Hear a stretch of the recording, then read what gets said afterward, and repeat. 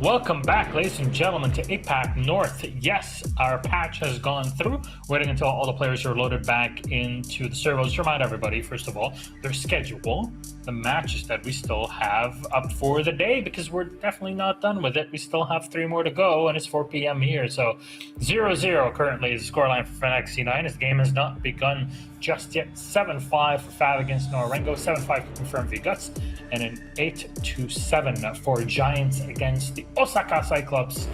Giants still number 1 in the region. Pretty huge if you ask me. But to refocus for C9 Fnatic, you guys are kind of talking about some of the changes that you'd like to see and maybe the mindset that some of these players or teams have. What is to look forward to in C9 FNC?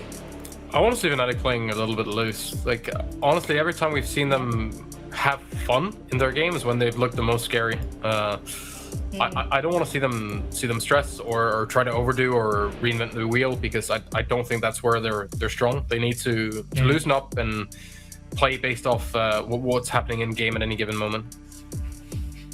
I think it's the same said for C9 as well. We said that we've seen them be attempted to be quite structured, and I play off attacks a lot because as an analyst a lot of the time you're focusing on attacks because that comes out of teams that are good do well on attack, and teams that are not so good they do weaker on attack because it's hard to be coordinated, it's hard to be very effective and time efficient on attacks. I'm always watching these teams on attack specifically, and C9, they've got a good plan in place. You can tell they've got a checklist that they want to tick off as they're going along, but it takes them so long, and a lot of the time a lot of these players, we pointed out Sweet Black before, are not putting in place the gadgets, the utility that they need to quick enough to assist their team to getting down to an execute. So I don't want to see, especially on going forward for this matchup, it's coastline. The site's in your face. You don't have an opportunity to be stalled out, I guess, unless you're doing vertical control. So I don't want to see them getting pushed out that early because there's no excuse for it. All right, let's see how this actually happens in the game itself. It is ready. Cloud9 versus Fnatic on Coastline. All yours, James and Gio. Well, I think I'm glad that we had that little bit of a break, Gio, because I know my heart was pumping at like 300 RPM on the back of that insane overtime game. So I'm glad we got a little bit of time to kind of chill out now. It's C9 Fnatic. Gio. It's the game we all been talking about. It's finally here. Finally, after all that waiting, new, fresh, shiny patch. Maybe give the players a little bit of time to be prepared. And I think this is one of the interesting things. We were talking about this just before we came into the game the first time, was it's kind of hard to figure out who you actually think necessarily has the upper hand here. As we said, Fnatic historically have been very good at this map. Cloud9 have had a relatively good run in APAC North so far, and Fnatic have been struggling. So it's sort of like, how do you balance this out? Fnatic had a really good game against Q-Confirm on this map, who really struggled to deal with their utility. And Cloud9 had a really difficult game against Xavier, who just brought a load of shotguns and basically made it impossible for them to do anything. So, Yeah, both these teams have played a bunch of Coastline, and look, it's funny because, coming into this, we're probably thinking, well, Fnatic is definitely a team that has been performing better, right, over Cloud9, yeah, but actually not so. Fnatic have only won 2 games so far in APAC North League, and Cloud9 have actually surprised a lot of people by winning just 4. So that's pretty surprising and impressive. I think they've outperformed my expectations. So I think this is definitely going to be a telling game.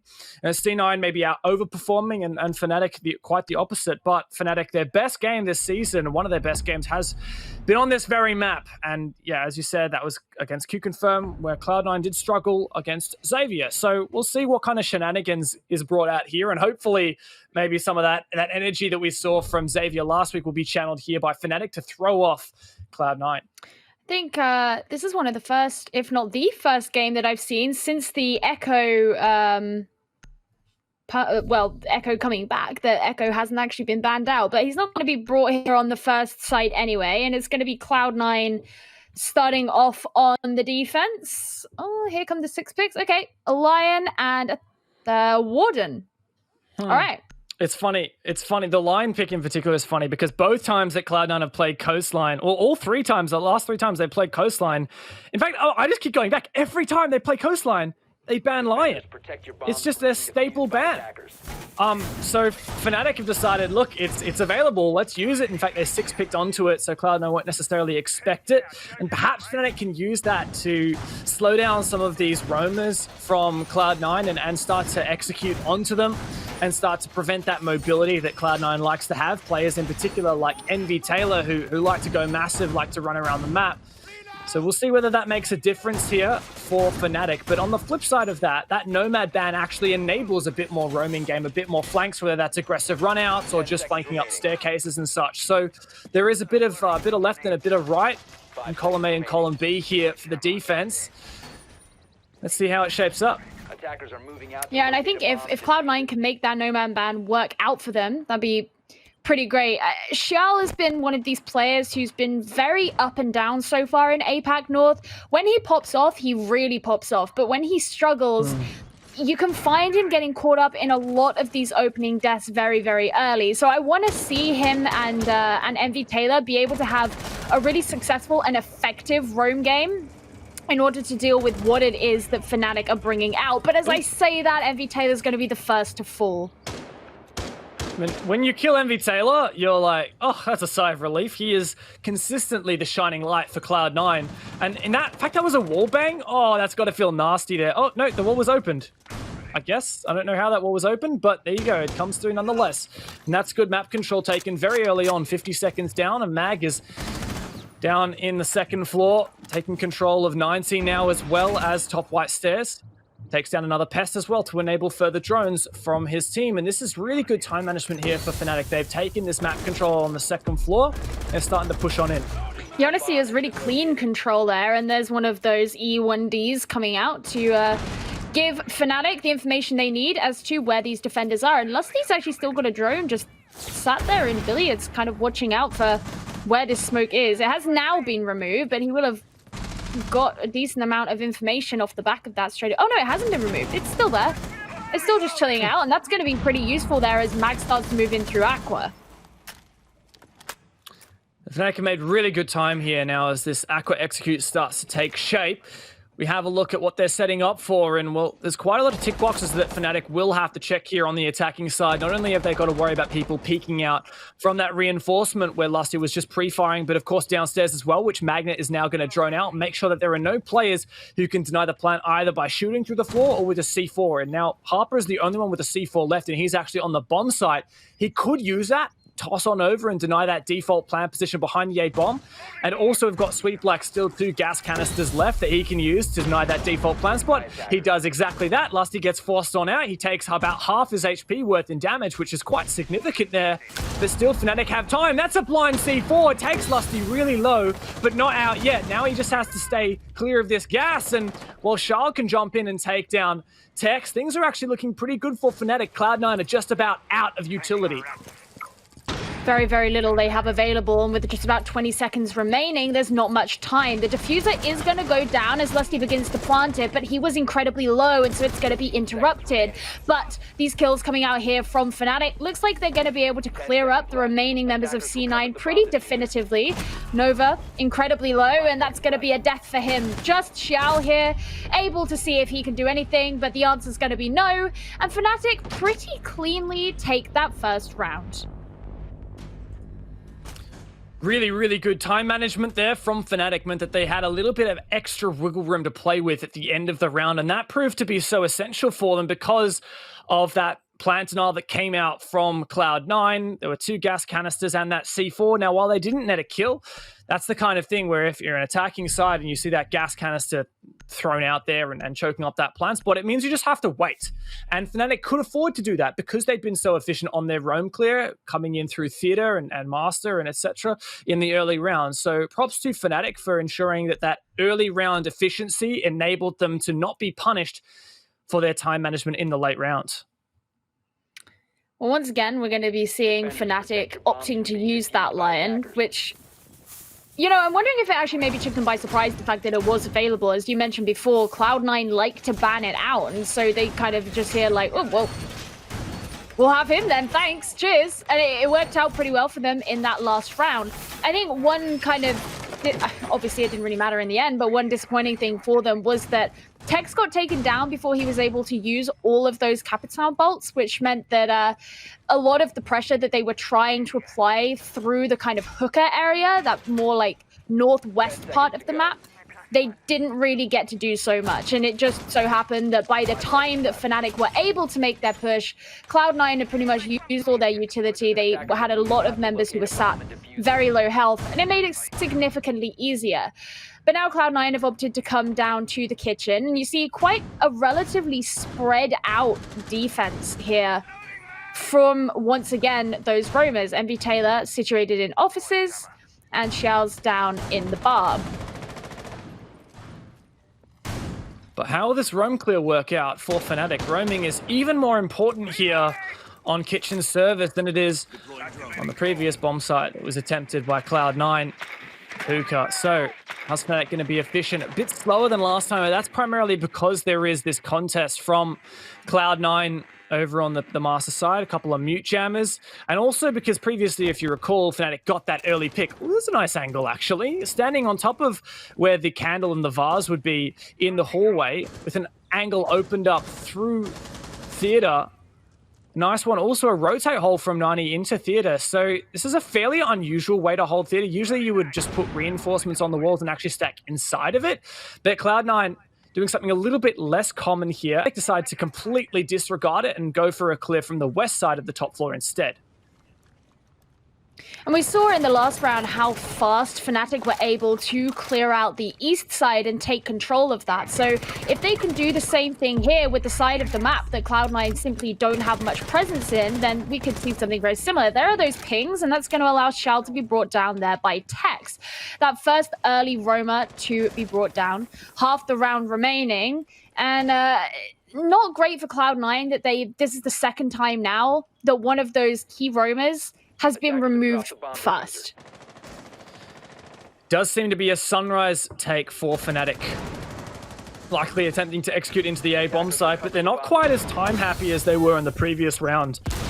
Bit lower on time, but Sticks to use his breaching round to clear out some barbed wire, makes that eventual push in through kitchen door a little bit easier, but this presence around lobby in combination with the holes in the kitchen wall means that Cloud9 can actually deny that plan. That's why Mag has rotated over here to the lobby double door. It means that if the presence from Cloud9 comes out, there you go, Mag can deny it. That is perfect. The read is just there. Now there is the trade to come through, but only 2 players left for Cloud9 to hold on. And Fnatic is stepping up, but wait a second, it's all on MV Taylor. He already got that injure. It's a 1v1, but Mental is to lock things down. Got a little bit close for comfort there, but Fnatic do continue their momentum on their attacking half. And again, it's just an example of a very coordinated pressure being applied here by Fnatic. I like that they did combine the burst into lobby with the E1D because, you know, it meant they could kind of apply pressure from 2 different... directions isn't the right term, but obviously... Cloud9 had to be aware that their movements were going to be tracked. Should they do that? We did see the pings come out on the board, but then also not expecting that Buck to burst in. He did get traded out, of course, but regardless, getting that one, very important kill there in the lobby where Cloud9 were kind of putting a lot of their stock into because there wasn't much of a presence elsewhere, especially after Shell went down. It made it significantly easier for Fnatic to be able to move on in.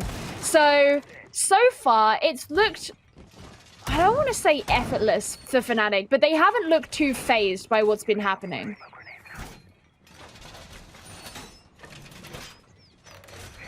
And Cloud9 are just going to keep on moving around these bomb sites. Things not seeming to work out for them consistently. Fnatic are finding that opening pick and the opening advantage as well. But is that going to be the case here on Sunrise and Hookah? This line being stuck consistently for Fnatic, and you can see why. In particular, that last round, you mentioned that the lobby execute from Magna in conjunction with the E1D just gave C9 no chance, and they clearly don't like playing against it because they always ban it on this map. So, Now that Cloud9 are moving over to Sunrise, they've got what I like to call the Pengu corner, which is where the Harper, the Ella, has placed his shield. But since Thatcher is on the board, all of the ADSs can just be removed straight away with one EMP, and I think that's what's happened. I can't see any ADSs there, and I did hear an EMP go off. So, no, wait, there is an ADS there on the left-hand side. So, potentially Mentalist had used his EMP elsewhere. He's actually used 2 EMPs so far. Wow. What is this, an early execute for Fnatic? They're just going in full send through blue bar. Lusty's going to play in an unusual spot, means that C9 not necessarily going to be able to deny it, but there's no coverage. What is that? Somehow they don't deny the plant anyway, but maybe this retake is possible. All of a sudden we're in a 2 versus 3, and my brain is still trying to catch up with what just happened. Yeah, it seemed that it all happened in the blink of an eye, and now Nova is going in for that disable. That means Fnatic are going to have to rush in to try and do something about it. Just Sweet Black remaining, trying to cross the courtyard. This leaves him very exposed, and he's going to decide that that's not the way he wants to go. There is a ping on the board that could give him some information, but those flashes are going to be a big risk. He manages to avoid them, but he doesn't manage to avoid that gunfire from Mentalist at the end. And Fnatic, while things look a little bit precarious there, they secure themselves their 3rd round.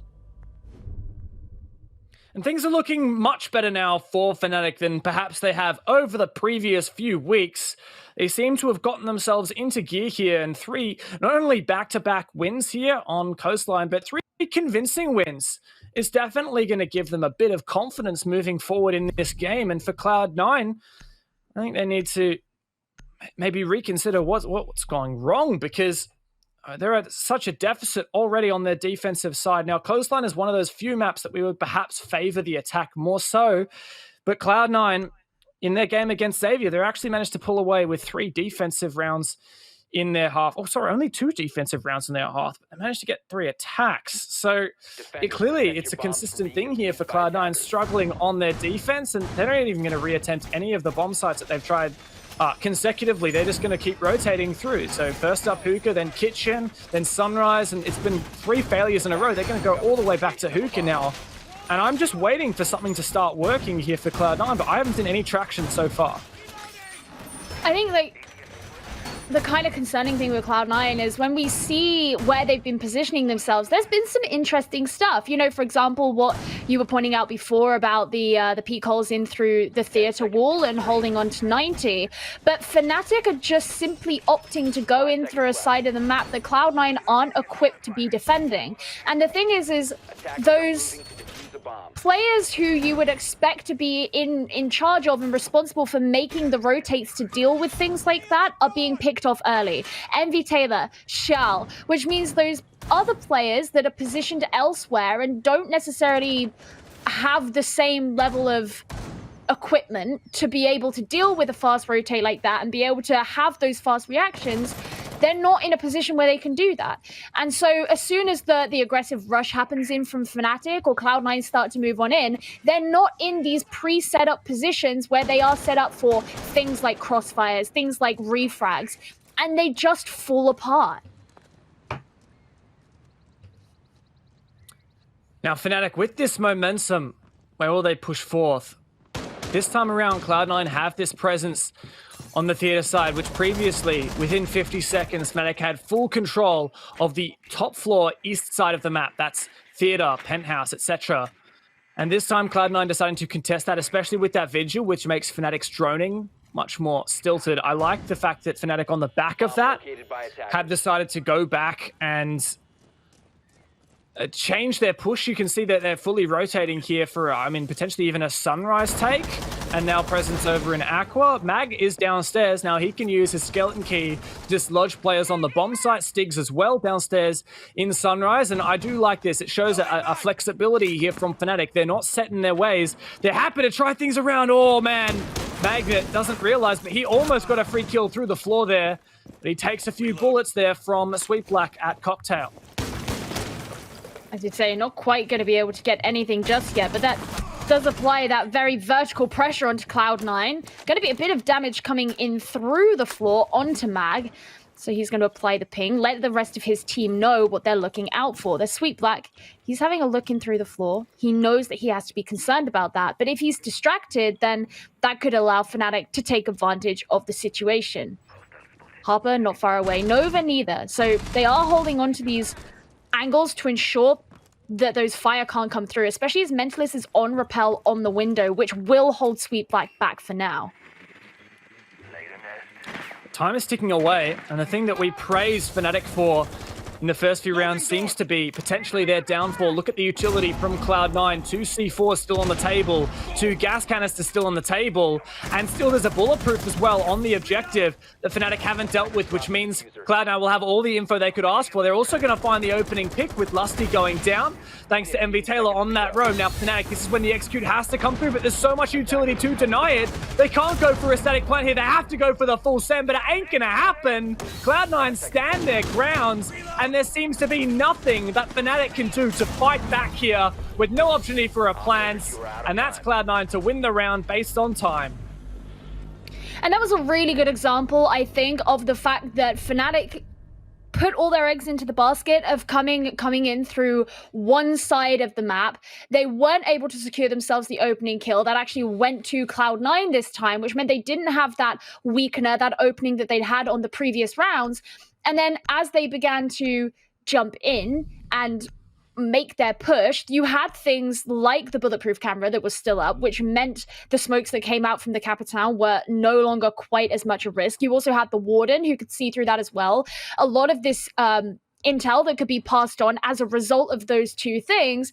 And then everyone else from Cloud9 who was positioned elsewhere, MV Taylor being a good example of such as he was on the Vigil, could start to flock in towards where Fnatic were coming in onto the site, and Fnatic had nowhere else to go. They were trapped, they were surrounded, and that allowed them to be brought down very, very swiftly. Xiao being a really, instrumental figure in that point, which is nice to see. Is he's one of those players who I like to highlight a lot. Is he can be inconsistent, but when he's good, he's good. Yeah, and well, I mean, if we look back at Fnatic's last game on this map, which was against Q-Confirm, we've referred to it several times. It was a 7-3, but Fnatic actually went flawless on their attacks. They won 4 straight to close out that map. And, well, I mean, that does tell us that, look, Fnatic are good on their attacks here on Coastline. And they didn't get the plant down once in a single one of those rounds, at least not according to what I'm looking at here on Siege GG. So it does make me think that Fnatic do have strong attacks here going into this map, and Cloud9 will have known that based on VOD research they no doubt would have done into Fnatic based on the QC game. So I think it's actually quite an achievement here that Cloud9 have clawed back that round, and it shows between rounds good adaptations from Cloud9, in particular because they roamed so heavy on that theater side and punished Fnatic in the late round for not clearing them out with those flanks.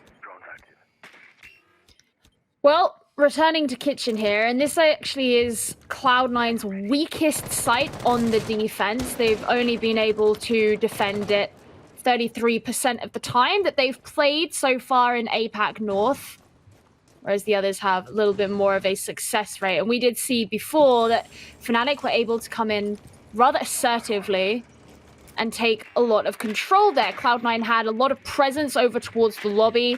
Fnatic came in from the west side of the map. They also sent the buck in through lobby. Combine that with the E1D, and suddenly you find yourself a lot of dead bodies and a lot of blood on your hands.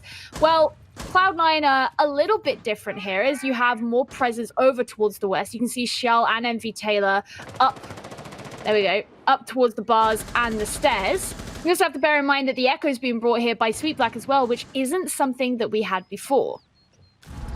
It's not the only thing that's changed this round. Yes, we do have that Echo, so keep an eye on him in the late round to deny plant. Ooh, also in the mid round to actually enable potential flanks from these roamers, but surely that Yokai is going to get taken out. Mentalist is more worried about the player that might be peeking him. That's MV Taylor upstairs.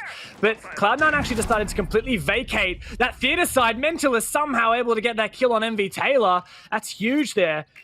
Nat Roma already eliminated. Cloud9 decided to rotate their players off of Theater to go and support Sunrise, but it didn't seem to work out. Now, Cloud9 don't have significant presence on site. Mag using that vertical play to perfection there from Theater, take out that player behind the desk. Now we're really looking at Nova to delay as much time as possible on the bomb site while his teammates can support, because Fnatic are in such a numbers advantage here. Just one more smoke remaining, and he's had to move out the way, but he's going to get shot straight through the ceiling as Mag catches him from above. That means that last canister is no longer going to be on their side, and there's very little denial here. Sweep like also not a part of the fray anymore, so Xiao, everything is on him. Fnatic don't even need to put down the diffuser, as it's a flawless round for them. Really, really impressive round there for Fnatic. It started off with Mentalist finding the pick onto MV Taylor, who was that roamer attempting off flank. Now, that was just a 1v1 gunfight. Could have gone either way. But aside from that, Magnet in particular, or Mag as we call him these days, managed to find a 2K using that vertical leverage from above with the buck open up. Firstly, cleared out that position behind the lobby desk, and secondarily to take out that player who was it? The Smoke Nova rotated back out of service entrance and tried to get a safer position away from that service door. He was vulnerable to the holes that Magnet had made in Penthouse. He was taken out. And from then on, like, we're just looking at Sweep like the one-speed Echo trying to desperately run away in security. That ain't happening. He gets chased down. And Fnatic showed no hesitation there on that attack round. And they're looking really strong here on Coastline in the first half. I mean, I think I also have to question the aggressiveness of some of the positioning from Cloud9 in that round. Two people who come to mind particularly are MV Taylor, who, yeah, he was pushing up because he wanted to deal with the incoming attackers, especially after the Yokai got taken down. He was running on the intel that was coming from that, but it sort of seemed unnecessarily aggressive to push up that far. And also Nova as well, where he was positioned on the smoke. You know, in a lot of cases, you see the smoke a little bit further back, maybe playing behind a shield, but he was actually pushed right up to the desk, which meant there had to come a point where he rotated back towards the main part of the site, because he couldn't stay there by the door the whole time. And all Fnatic had to do then was simply hold the angle from above. There was really not much thought that had to go into that. And that's something that I feel like Cloud9 should have foreseen, because it wasn't exactly a 300 IQ play. It was just a little bit, I don't know, a little bit short-sighted, I think. Last round of their attack here, and Fnatic looking to continue this aggression and this confidence that they've demonstrated so far in this game. Good use of the Thatcher to destroy any ADSs, protecting that shield. Stiggs follows it up with a breaching round. Tech straight on the back of that. Drones on inside. I love to point out that Stiggs actually runs the elephant skin and the elephant charm on every weapon. He really loves the elephants, he does. His little mascot. Ooh, here's a nice spot from the Pulse. Sweet Black upstairs in Hookah. He's actually going to jump out, but Stiggs spotted that. He's going to call it. Mag is very much watching. He did not jump out just yet, but Magnet very much aware and waiting for that to happen. As he's out of ammo with his primary, he'll use his secondary for now, but Sweet Black decides to fall back. And Fnatic still in the driver's seat here. Yeah, he's not going to be taking that risk, as he is kind of still hanging around the Cool Vibes area. He knows that player's still on the rappel, but MV Taylor's going to be going down as well. Again, MV Taylor and Xiao both taken off the board. Relying very much on this pulse here will be Cloud9, as they want the information as Fnatic start to burst in. Lots of fire, lots of death everywhere, and Lusty's going to begin to get the diffuser down. Two kills there for Fnatic, leaving just Sweet Black on his own. He's going to make this rotation round, but he knows those players are going to come out Cool Vibes stairs.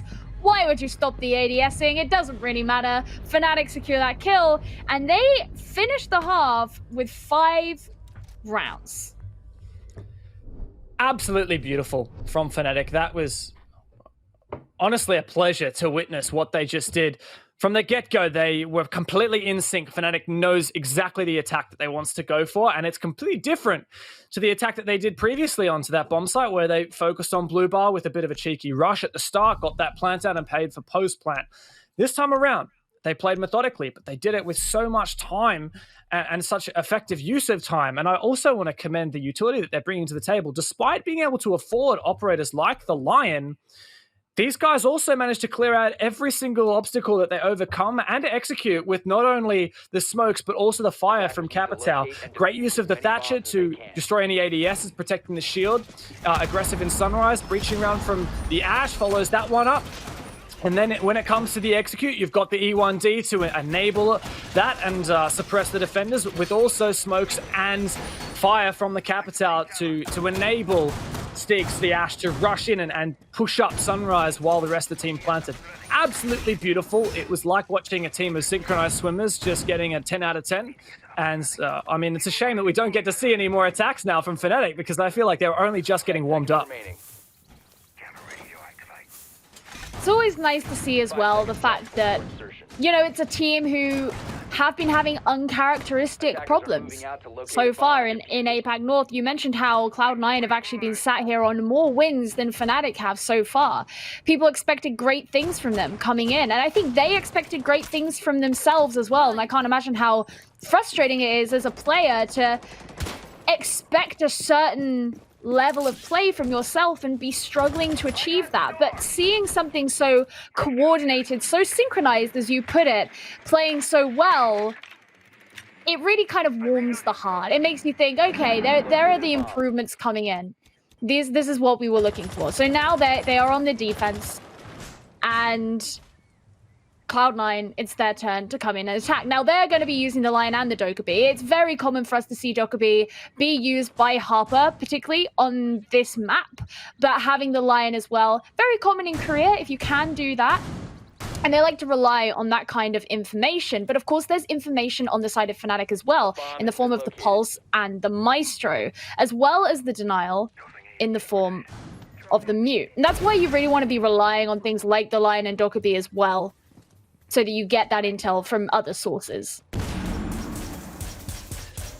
But in terms of the action so far in this round, we've almost had half the round subside, and this actually, I'm getting deja vu. This looks like Fnatic's very first attack here onto Hookah Billiards, where they cleared from the east side of the map, out through 90, out through Theater, and it seems to have worked quite effectively so far.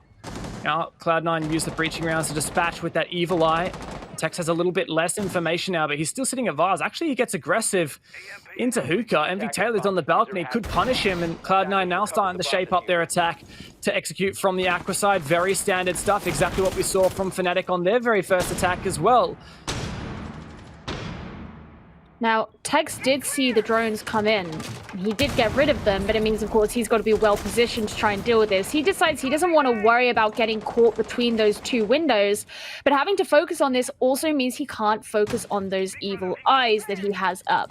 Lusty is there for support should it be required, as MV Taylor does remain on the balcony, and there's a lot of presence here as well from Cloud9 towards Aqua and Billiard. So there's, you know, a lot of the floor has been open too, so a lot of pressure can be applied. Shal's going to be going down, but things turned around as Mentalist joins him as well. Ooh, that's pretty brutal there. Nova falling swiftly from the rappel. And Cloud9 getting a few kills, but there's only one player left. That's going to be MV Taylor. He's in a position to re-pick up the diffuser, but are Fnatic going to be able to stop the plant? 15 seconds left. Both players were downstairs, but Magnet flanks up.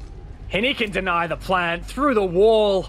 What is that from Magnet? Fnatic had a fantastic round to kick off their defenses, and something we don't see every day, leverage to perfection, which is that vertical play. Now, it is fairly 101 of that Hookah bomb site, but Fnatic played into it so significantly there with pre-placed holes underneath that double window. Magnet netted himself 2 kills from that and able to deny the plant at the end as well.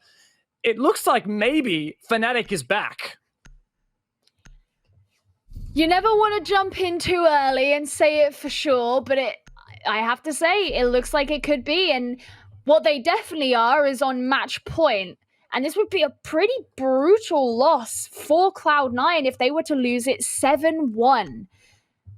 You know, this team who have represented the best of Korea for such a long time.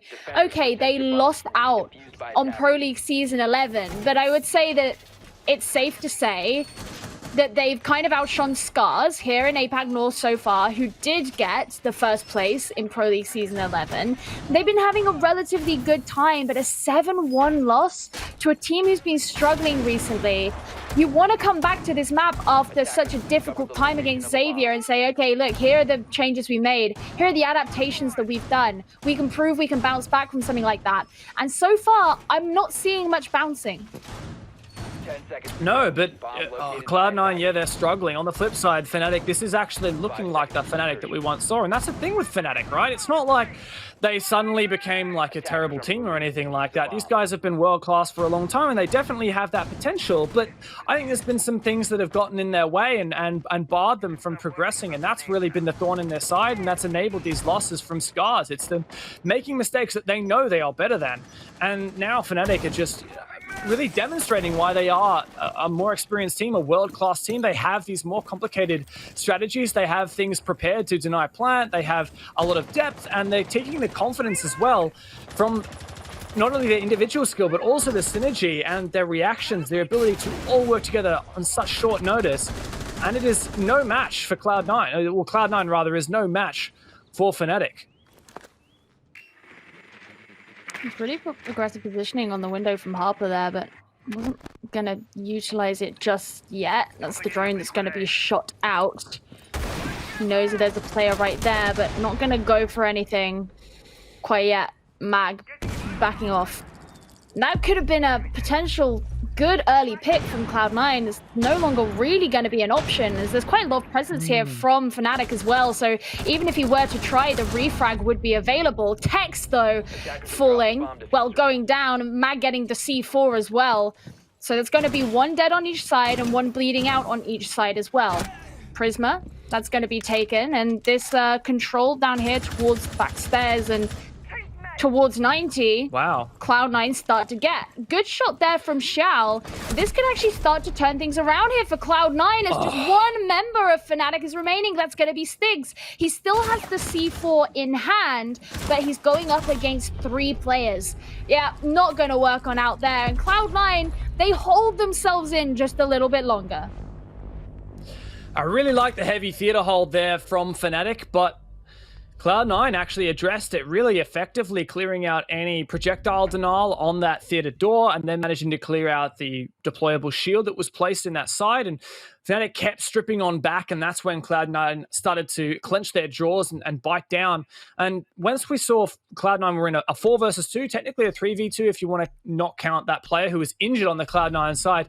And it's exactly scenarios like that where the defenders don't have very many players left, that the defenders tend to get over-aggressive, or not necessarily over-aggressive, but just aggressive in general to try and do their best to claw back this lead or even things up. And that's what we saw from, can't remember exactly which player it was. It was, let me see, it was not Stigs. It was, I'm just going to say it was Tex. No, it wasn't Tex. I don't know. It was someone pushed up the lobby stairs and tried to go for that flank up white and to try and retake theater. Nice idea, but I mean, who would expect a Cloud9 player rappelling on the luggage window? Absolutely no one expects that, because no one rappels there, except for Cloud9 when they're watching for Fnatic's flanks when Fnatic have banned Nomad. So really good read from Cloud9 there to ensure that Fnatic don't have any way to edge back into that rounds. And look, yes, it is still match point for Fnatic, and they're looking really good, but at least Cloud9 have shown that they can play ball. Well, Cloud9, as you say, they have shown that they can play ball, but they're going to have to show that they can play ball consistently for quite a few rounds now if they are to hope to take it to overtime, because that's their only option now. If they want to have any hope at a victory, they can't do it the vanilla way. Fnatic have already beaten them there. And Fnatic have shown also that on a number of their rounds, they've changed things up in their approaches to doing things each time. So heading to a new site now, but the point still stands. After a loss to Cloud9, I suspect that Fnatic have kind of regrouped and they've thought, all right, here's what went wrong. We're going to be able to do something better this time. We're going to be able to bring it back. And I would say that by their performance so far, it's not too crazy to assume that they will be able to do that. Now, of course, I'm always happy to be proven wrong, but I don't want to speak with too much optimism. But Fnatic, they've come here to Blue and Sunrise and got quite a hold here in the kitchen. That's where Lusty's going to be. And this is a relatively early E1D coming out from Cloud9 as actually combined with the logic bomb to try and get some of that early intel. But the flash is going to make it really difficult, and that's going to be Mag going down there from Nova. Wow. Really messy couple of shots there, but he was able to secure them. Beautiful stuff there, pushing in through security, but now Lusty is keen to try and desperately find this refrag. He gets it eventually. Numbers still not quite even, but Fnatic have bit back. Now Harper goes down. Oh, there's the punish from Charles on the kitchen window. There's 2 players left for Fnatic. And Cloud9 have definitely stepped into gear here. 4 versus 2. Oh, and Stiggs just can't land those shots long range with the SMG-11. Now, this is possible, and Stiggs still 3 gas canisters. Tech still a C4. Now, they're playing quite separate. They're trying to have this... they're trying to individually make plays. Stiggs trying to delay on the bomb site as long as possible to enable Tex to go for something. He tore down a window? I'm not quite sure what I just heard, but... Oh, it was just the barricade into Aqua. And C9, I like this. They're not getting too greedy here. They've rotated. They've found Stiggs now on the drone from Sweet Black, and they're trying to figure out whether they can execute. But Tex here is the X factor. Looking to see out the window if there's anyone. Yep. He didn't see him. He hasn't seen anything just yet, and those smokes are still going to be sent out. He's not going to rush into anything because that could mean that he meets his demise. And actually, it looks like he's going to be moving away there and rotating around. The peek idea didn't work out. They have to stay still now as the E1D comes in. Nice. Stig's going to be able to get that kill, but Tex, he went down pretty early, and all the remaining members of Cloud9 had to do was jump on over the bar. Cloud9, okay, I said that I wasn't feeling optimistic. I apologize. I apologize.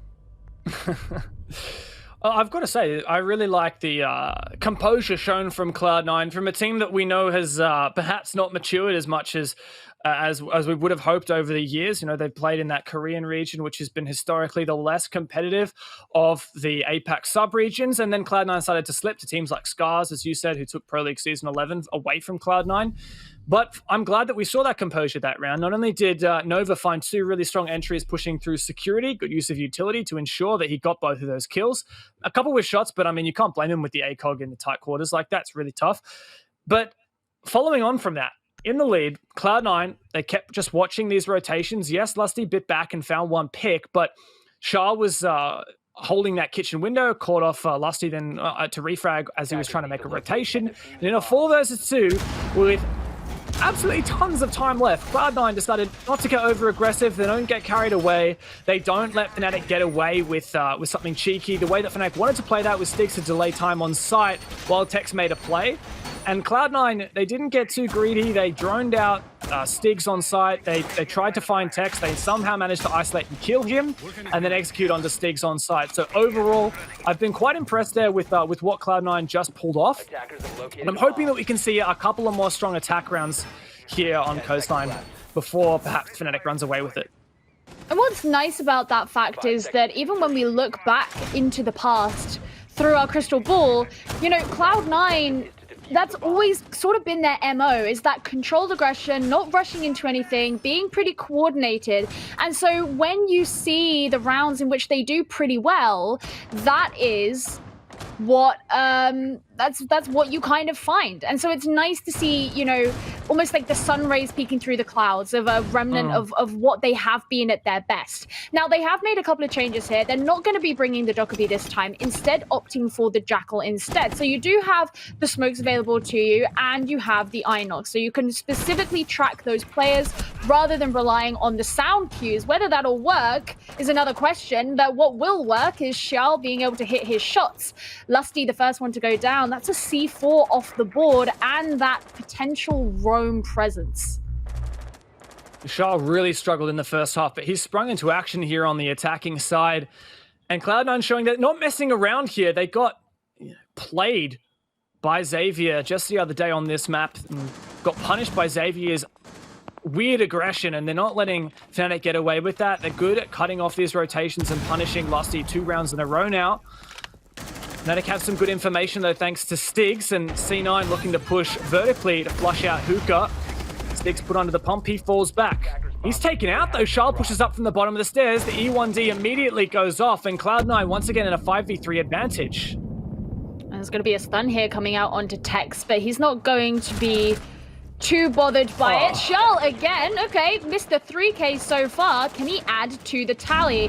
There's one player coming down. There goes the stun, but he's not going to be able to get the shot. Tex wins that one. Cloud9 still have the advantage here, though. It's a 4 versus 2, and they have been able to force a lot of Fnatic out of their original positions. There we go. One more down. Envy Taylor securing that shot. Just Tex remaining. 4 players can go in on him. 1 versus 4, gets that audio call from the proximity alarm, but so many angles to watch. The Alder can't even win that one. Cloud9 with 3 attacks in a row to bring things close here against Fnatic in what looks to be a very dominating game. C9 have said, no, we're not going to let it finish just yet. We've got something to say still. What I actually really like about that round was, again, we saw some of that coordination come out from Cloud9, and what they sort of did was flush out members of Fnatic from the site, or at least from Hooker, quite early on in the round. So, for example, they used the Inox to secure the position of one of the players, combine that with the breach charge from below from the Ash, so that they blew up through the floor, and suddenly you saw that site getting emptied. Now, obviously, when you're not pushing directly into the site, that's not the priority. It's not, oh, we have space to move in. It's, oh, we forced everyone out, and now we can start to take advantage of them while they're out of position. And I thought that was pretty good, because even though, you know, you had the pulse with the cardiac sensor, who knew that the Ash was down there. We saw him appear on the on that gadget. There wasn't that much that Fnatic could do in that situation, because they had to be aware that that breach was going to come through. They had to be aware that they could have been shot from below. And then someone like Charles, who, you know, got that very impressive 3K, was able to take advantage of that situation. And again, it comes down to a little bit more of that calm, collected aggression that Cloud9 have been so good at in the past. Using that against Fnatic, if they continue this on as a pattern, then, you know, only a couple of rounds down the line, and we actually could see this go to overtime. Cloud9 only managed 3 attack rounds against Xavier on this map. Now, they've done just that against Fnatic, and it looks like they might have the momentum to pick a few more. Shaping up for a Sunrise attack. Last time on Kitchen Service, C9 went for a Theater clear, which is where most of Fnatic's utility was. Now Fnatic have put a lot of utility to hold Theater, but also some presence around Sunrise, and they've got Lusty once again roaming aggressively. Stig's presence in Sunrise. Sweet Black about to drone him out rather, and still an ADS here to support Stigs. He's keen to continue fighting on these angles. He's got that confidence, but he moves back, and the E1Z from Lion is going to reveal that. It's interesting how, once again, they're going for this denial with the Mutant Mozzie when they know that Cloud9 are bringing the Lion and Jackal, who can kind of subvert that route into information gathering. Regardless, I suppose, whatever you can add to your repertoire of being able to resist that prowess from the attacking side, then you want to take it. But Cloud9 have been pretty effectively using the Jackal and the Lion, as well as the Dockerby and the Lion earlier on. So it makes you wonder how much of an effect that's going to have from the defending side. I like this positioning here from Charles.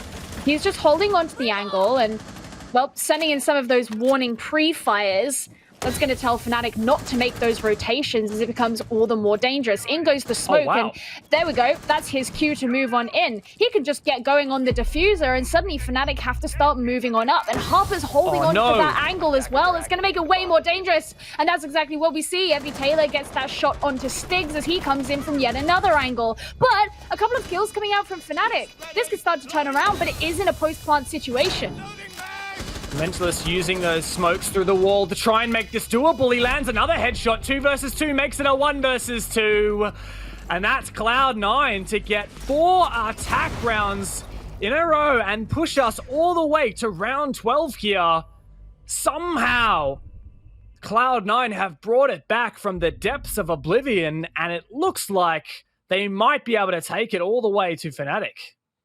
I mean, this is giving me flashbacks to the first play week, where the moral of the story was, in APAC, you're good at attack. Right? And that's just exactly, well, exactly, right? You know, it's kind of cute, but that's exactly what we're seeing here, is both these teams have looked kind of shamefully weak on the defense in comparison to their respective attacks. And I mean, even going back to the game that Fnatic played against Q-Confirm on this map, their defense looked pretty strong, but it makes you wonder if that was more to do with the strength of their defense or the weakness of Q-Confirm's attack, where they failed to be able to clear out a lot of the utility that Fnatic stacked up. But Cloud9 aren't really even going for a sort of attack that requires something like that, because they're relying so heavily on these intel operators that are avoiding the kind of denial and the issues that Fnatic are putting up with their choice in gadgetry as well. So they've actually decided to come back to the same bomb site, which is interesting. It suggests that they feel very confident that they'll be able to defend it once again. But the thing is Fnatic have now come to this site twice and lost it twice. One of which was that last one where there was actually a defuse put down by Cloud9, and that is the first one that Cloud9 have been able to plant a diffuser. So it does, you know, send shivers down your spine a little bit because it's risky. Yeah, Cloud9 saw an opening. They thought, or they knew that Fnatic didn't have any information on Kitchen, so they could just send their way through. I'm not sure whether there was someone distracting the lobby player, but it was really good. And now Fnatic have decided, look, they toyed with the idea of bringing the mute here on this bomb site. First round in, they brought the mirror, and then they switched it over to the mute in that round just past. Now they've got the mirror back again. But I'm not quite sure where the mirror windows have been played. Oh, sorry. They actually decided not to six-pick the mirror. I'm sorry. I literally wrote it down when they six-picked it, and then they on-six-picked it, and now I am just brainless. I do that all the time. I think people like don't always realize that casters write things down and then look at their notes. And I looked at the notes instead of the screen. Yeah, my bad. Well, I mean, the fact that they've got the mute here does tell you that they're trying to slow down Cloud9's information gathering, but really there's just an abundance of info gathering. Oh, a couple shots land that way. Harper gets taken down low. Good util to clear out this theater position, but Tex knows that he can't really vacate this safely. Last time Cloud9 tried to push this, Magnet found the first kill with a C4 through the floor, but this time it's Charles to kick off proceedings. That's Lusty gone down. He's really struggled on his defensive half here. And now Tex trying to hold on, but Charles for another one. What is this, man? He's turned on the attack, and it looks like we might be seeing overtime here, Gio. 4 versus 2 now for Cloud9, all on Stigs and Mag. I thought overtime was virtually impossible when we were looking at that 6-2, but Cloud9 have turned around and said absolutely not. And they're beginning to move on down as they know there isn't going to be a particularly strong presence here in the actual site. Sending in those drones, and you can tell that Mag is just waiting very precariously. But there's 2 players there, and he's going to get caught in the crossfire. That was a huge risk there, Mag. What was that about? Charles getting that shot, and now Nova can plant the diffuser, leaving just Stigs to try and deal with the remaining attackers. Very low on HP and a C4 in hand, but he's got to try and get these shots in through the wall. He makes his way outside, but not very far as the Ash finishes things off. And overtime is where we are headed. Beautiful shot there through the bush. We are going to overtime. 5-1 for Fnatic on their half, 5-1 for Cloud9 on their attacking half. This has been a game of attacks, and well, if that tells us anything, maybe Fnatic here have the advantage going into this overtime, as they will get 2 attacking rounds out of the 3 remaining. But Cloud9 might not need to send us there if they can nail down this defense here on Hookah, which is the only bomb site that's been won by either team thus far. Then perhaps Cloud9 can actually go into this overtime with an advantage. They have the momentum. They've just won 5 rounds in a row. Surely they can keep that up here in overtime. Well, it makes sense, as you say, that Cloud9 decide to go back to the site that they were able to make work from them before. And I think one of the really interesting things about their attack is that the way in which they relied on the information gathering. And if you look at the operators that they brought for their defense, it's very much the same story. Cardiac sensor in the hand of Nova on the pulse. You have the prismas from the alibi, which when shot will be able to reveal the position of those attackers. The warden, who can see through smokes because they know that Tex is going to be bringing the Capital. And the Mozzie, who can take control of those drones. everything about what Cloud9 have brought suggests that they are going to try and get as many eyes in as many different places so they know exactly the moves that Fnatic will be making, and then hopefully off the back of that read everything they plan to do. And if you can have someone like Xiao perform as well here on this defensive round as he did on the attacks, then this could play very much into Cloud9's hands. Now obviously Fnatic, who did have a good attacking half themselves, will probably be feeling more comfortable here on the attack, and they'll be going in with a plan themselves. It did work out well for them before. They made the Lion work, they made the Capitan work. But the question is, have Cloud9 changed enough to make this defense work? My other question is, have Fnatic been thrown off by the fact they've just lost 5 rounds in a row? Because yes, they might be heading into their favored side here on the attack, but they're already slower than their very first attack rounds, where I was so impressed by how effective and efficient Fnatic was with their time management. And so far, they're already slower than they have been previously at taking this control. There's also this player downstairs of Nova. He can see for anyone inside of VIP. He's calling out to his teammates that it is a VIP-centric push. And Shyle, he didn't have such a good first half, but he turned it up on his attack. Now he's back on the defense and he's doing good work. But there is, oh my god, 2 kills for Mentalist pushing in upstairs. What is that? Clearing house with Magna upstairs. And these vertical players from below in C9 with the C4s in pocket, not able to find anything. And I think it's good that the rotations that Cloud9 are starting to make here because of that backup and that presence on the east side from Fnatic. You don't want to get caught up by Mentalist, but you don't want to get caught up by the potential refrag and the crossfire that can be set up there. Charles just making sure that he's in the right position should Fnatic come a knocking. And here's that cardiac sensor from Nova down in blue bar, hoping to provide the support that's required. He spots out 2 of the remaining 4 players on the aqua balcony and the roof just above. That's super pivotal, but it should be fairly predictable. Oh, he sees that player drop down below. He knows they're probably... Oh, there's a drone there as well. So his position was revealed, and now they're going hunting for him. He sees that player outside, just outside the Sunrise balcony. Does he go for this one? He's so tempted, but the player moving means it's so difficult. He knows his move just out of range of the cardiac sensor now. He doesn't quite know. He's going to tear down. This is huge! And he gets the kill onto Mag. That could be the play to win the map potentially. And now Fnatic have to burst onto the bomb site. Tex disconnects. There's only 2 players left for Fnatic trying to hold down this diffuser, but the C4 misses to deny the plant. Maybe they can make this happen. Wait, no, the players all backed out into Aqua. They baited that plant. Now there's no more C4s left for C9. 2 versus 2. Fnatic could make this happen on the attack. They've been fighting from behind, but Cloud9 have to deny this diffuser. They don't make it happen. Lusty, no, he does go down. It's all on Cloud9, and they manage to get another defensive round onto match points. Oh, you know, we spoke about that game earlier on today, giving us heart palpitations, and I feel like that round did the exact same thing for me. I mean, Mentalist played pretty mental in that, but Cloud9 did not fear making those risky plays. It doesn't really count as a run out, but the aggressive peek from Nova, and just at the end there where there were these 2 players left remaining. The diffuser decided to go down. The diffuser was able to be put down. And suddenly you think, there's no way this can happen in Cloud9's favor. Obviously, we're going to have to go to a quick rehost just so that we can get Tex back in the game, because he got so tilted, he evidently decided that he didn't want to be a part. He didn't want to see it happen. He didn't want to see the slaughter occur anymore. Yeah, he was like, no. Jokes aside, he did not ult F4. I'm sure it was just an internet issue. You know, it's Australia, so what can we expect?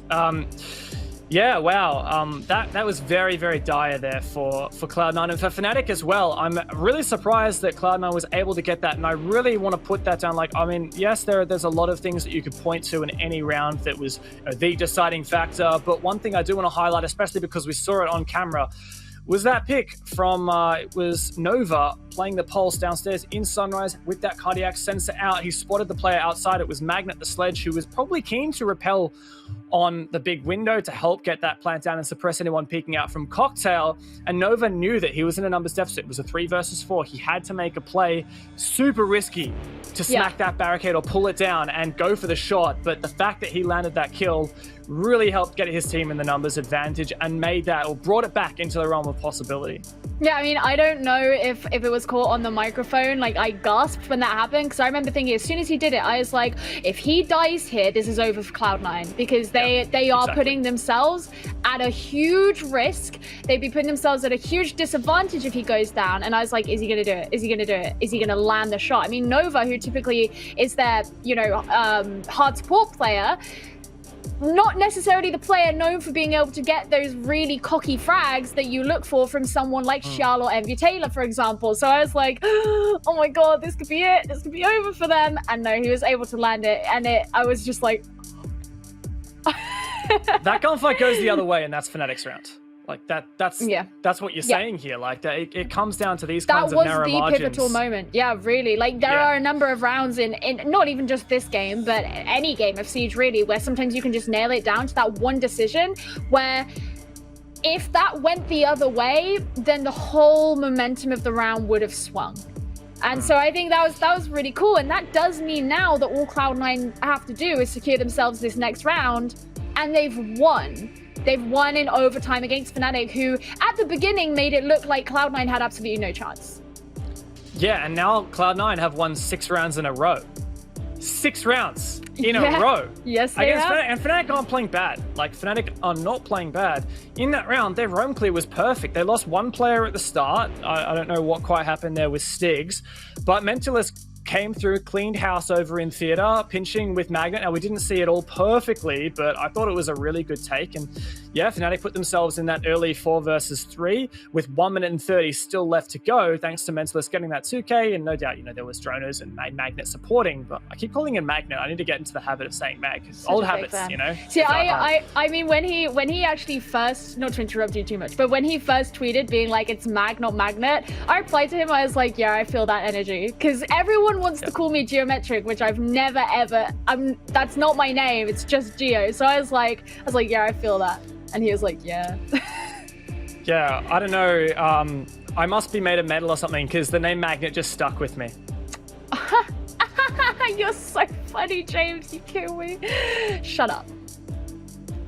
I know. It's like, it's quite a contrast here, because I'm like that dad joke kind of fiend, and you just absolutely have none of it. So yeah, I hate puns. That's just part of the dynamic. Yeah. A lot of people think I just hate fun because of it, but anytime someone makes a pun, I'm like, don't.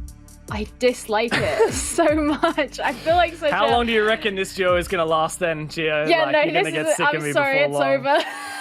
It's been 2 days. So we got the call from the admins. Unfortunately, Tex's internet is not working so well. So we are going to see a sub replace Tex. Please be Dizzle. Please be Dizzle. It's not going to be Dizzle. It'll be Aces. Come on. It'll surely be Aces. Yeah, I know, of course. But I mean, like, you just got to, for the beam. Yeah, it would be kind of a meme, especially if you won. Apparently, we don't have the call on who's subbing in.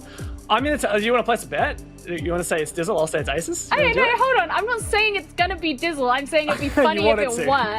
I'm not saying that I genuinely think it's going to be Dizzle. Come on. If it is Dizzle, you are going to hold it over me. That's only for Lance. Oh, yeah, of course. Yeah. Well, I mean, let's just start speculating, saying it's going to be Aces and talk about maybe his form. So this guy has played in the Pro League quite consistently for this team. Stigs only replaced him on the roster. Oh, Tex is coming. Never mind. What? The internet's back. Australia decided to fix it. Thank you, ScoMo, I guess. That's a joke that only the Aussies will get, but never mind. Idea what that means. All right, so yeah. Tex is coming back, I guess. Now we have potentially one. Sorry, Aces. Potentially 2 rounds left. You nearly had your chance to shine. Yes. Oh, well, I mean, Aces has kind of moved back into that content creator position anyway. So, yeah, I'm not sure he'd necessarily want to play. I know that it would surely tilt Fnatic, right? Like, imagine you're on match point against you. You've just lost 6 rounds in a row. You have to play with a sub now. Yeah. Atrocious. I would feel tilted. You would feel But gutted. that's why I'm not a pro player. Honestly, I'm not gonna lie to you. If I were a pro, my ability to maintain composure would be a fraction of what is required to even be the bare minimum. So yeah, somehow Have you ever heard Mag's comps? I mean, composure does not necessarily accurately Probably, describe. I must have done. All right, okay. If you want to sit here and insult these players, that's fine. But I'm not going to be dragged into the slander. Everyone loves him for it. This is what everyone loves Mag for. He is an absolute character, and you know he never shuts up. So I mean, maybe he'd make a good caster. Who knows? Okay, Yeah. admins called a sub and then no sub. We're still not sure exactly what's happening. So you know, we're not like just kind of talking for the fun of it again. You know, we want to know who wins this game as much as you guys do. Please bear with us. Stick around for a little bit longer. C9 versus Fnatic. Not only is this a big rematch between teams that have been going at it for the better part of 3 years or longer, but also this is a dire game and an important one for this particular league for APAC North, because Fnatic have really undercut expectations and Cloud9 have maybe surpassed expectations where we didn't have a lot of hope for them so far this season. I think it would be funny if Cloud9 beat Fnatic and then it's like Fnatic can't beat any Korean teams. That would kind of be funny, because Korean is kind of known as to be like the weakest, I think, formerly sub-region in APAC. Yeah, no, I would love that, because the Korean region definitely came in as the most, I don't even want to say underestimated, because I don't necessarily want to imply that it was an undeserved Underrated? idea. Yeah, well, no, this is my point. It's like I don't necessarily want to imply that people should have thought otherwise, right? Yeah. But they definitely came in as the region that I think people had the lowest expectations for, and obviously Fnatic came in as pretty much this team that was expected to stomp the whole region. It was like, they're too good for APAC South. Let's bring them over here. Let's move them into Japan. And they'll just be able to take everyone with their eyes closed. And actually, they've obviously had Guess what? We got a game. Oh yeah! Keep up, guys. Keep up. But as I was saying, Sorry to you know, interrupt. they've obviously, you know what? It's fine. They've obviously had they've obviously had a number of issues, and I do like this idea that the team who is meant to be the indisputed best of the region, struggling against these teams that have come in from arguably the weakest sub-region, who have actually shown up a lot against people's expectations. Absolutely. Fnatic have such high expectations going into this league, and yes, maybe it hasn't been so far everything that they were hoping for, but Cloud9 are on a redemption arc here. I know we use that term a lot here, but honestly, that's because a lot of teams here in APAC and EU are kind of need to be redeemed. A lot of them are still trying to chase that former glory, to be frank. And look, Cloud9, they were once a team that was a staple for the international LAN events. They were consistently top, 2, 3, maybe 4 in APAC. Usually they were the top 3. And then something dropped off. You know, they got picked up by this giant org, Cloud9, and they've never been the same since. They haven't managed to earn a spot at a global event since. They've only gone through invitation to some minors in the past. And it's been a huge disappointment. And they've had roster changes. They've been trying to find their feet. Fnatic, on the flip side, you know, they maybe haven't been on the same trajectory that they hoped. They're not, you know, one of the best teams in the world quite anymore, but they did come 5th at the 6th Invitational, and I think that's definitely quite impressive. And they've come through and had some pretty good seasons, but again, roster changes, and we're still not quite sure of their form. So this is definitely a chance to see which of these teams is the better one, and there's a lot to prove for both of them. They're two teams that have gone through the process of being used to being the best in their region, and now they've come into this essentially new region, this super region made of many sub-regions, and they've got to go through the motions of proving themselves once again. And I think that's kind of the interesting thing, because it's hard. It's hard to prove yourself when you're going up against a lot of teams who are also used to being the best. So Fnatic, they're going to be coming here to this kitchen defense for their attempt. And obviously, if they are to lose this, then they're going to lose the entire round. And Styx is going to be losing his life, and that Pulse as well. No intel as to what's going on above you. That's a C4 that's gone. So now you're just relying on the one in the hands of Mag. Not only that, but simply from the fact that you're at the man disadvantage now. Not a good opening death. And Magnet's also switched onto the Bandit, where he previously played the Mute on this, or the Mirror on this bomb site, both of which.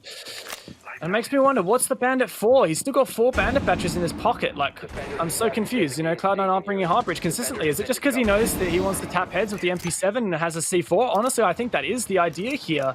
Cloud9 using a lot of their utility to start to push on through the Sunrise take, which they've done in the past. Does Fnatic have a response? I think also the thing is, like, Cloud9 will know that they brought the Bandit, and so they're kind of going to be searching out for some of that denial, right? But Nova's going to be searching out for the head of Mentalist, and he was one of those really key fraggers before. There's Mag as well. Goodbye, Bandit. Just lost the Apex stand, but I say that it's actually just text. Cloud9 is so close to securing themselves this round and this series. A sweep like plants the diffuser. Text turning things around there onto Charles, but this could be all but over here for Fnatic. And indeed it is. Cloud9 with 7 rounds in a row. An unbelievable feat to take the victory.